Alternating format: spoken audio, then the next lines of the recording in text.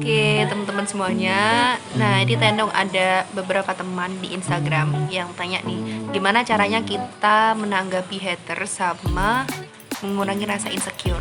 Ya, istilahnya wejangan buat teman-teman yang masih sering insecure. Oke, aku bakalan sharing sedikit ya, tapi ini aku bukan seorang ahlinya dalam ngomongin. Ini kan Calon masuk ke ahli. istilah psikolog ya. Aku sendiri mahasiswa psikologi, doakan ya semoga jadi seorang psikolog. Nah, tapi sini aku menurut pengalamanku ya teman-teman mengenai insecure yang sering terjadi sama diri kita, sama gimana sih nanganin para haters tuh yang sering ngejudge kita. Nah, yang pertama kalau masalah insecure nih teman-teman, itu pasti yang pertama harus bersyukur ya. Maksudnya banyak banget potensi yang Allah kasih buat kita. Kita ini pasti punya kelebihan dan kekurangannya. Tapi teman-teman jangan fokus sama kekurangan kita, tapi fokus ke kelebihan kita. Jadi misalnya kekurangannya emang banyak, kelebihannya satu, berarti gimana caranya kelebihan ini harus mendominasi sama kekurangan teman-teman. Jadi jangan ngerasa, aduh kayaknya aku tuh udah banyak kekurangannya, nggak bakalan bisa deh punya kelebihan. Pasti teman-teman bisa. Intinya fokus kelebihan, kalau kekurangannya ya pasti tetap ada, tapi dari situ teman-teman pelajari gimana caranya kekurangan kita bisa jadi kelebihan kita. Terus yang kedua adalah gimana nih kalau misalnya kita udah bersyukur ya, kita udah ngelakuin hal yang terbaik, tapi masih aja ada orang yang ngejudge kita. Ini para haters maunya apa sih gitu loh, kayaknya merusak banget hidup kita gitu ya gak sih? Ya namanya manusia ya gak sih, mereka tuh berhak ngomong apapun gitu. Jadi kita dengerin aja dulu apa kata mereka, tapi jangan akhirnya kita ngedengerin terus masukin ke perasaan. Ya walaupun hal yang wajar ya nggak sih, manusia berperasaan, tapi Iya, wajar. jangan sampai akhirnya berlebihan, sampai dibawa kepikiran, aduh kayaknya mereka tuh nggak nganggep aku di dunia ini sudah jungkir balik ya nggak sih. Nah jangan gitu teman-teman. Yang pertama adalah kita emang harus introspeksi sih, kira-kira Muhasabah ya. iya betul banget, muhasabah diri, apa yang kita lakuin ini udah bener belum sih, udah baik belum sih.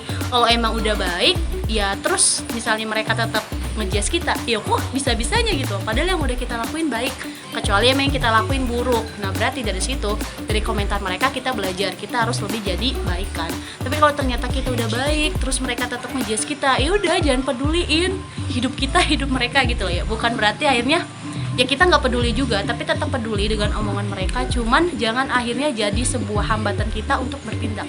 Kita masih punya impian yang panjang ya nggak sih. Jadi teman-teman saat udah ngelakuin hal yang baik, udah buat teman-teman sendiri nggak usah ngerasa orang-orang itu bakalan ngehancurin kita. Well ya intinya kita punya jalan sendiri dah, kita punya impian yang harus kita raih. Jadi fokus ke tujuan, jangan sampai kita ngelihat kanan kiri banyak orang yang nggak suka. Intinya fokus sama tujuan kita. So mungkin itu sih.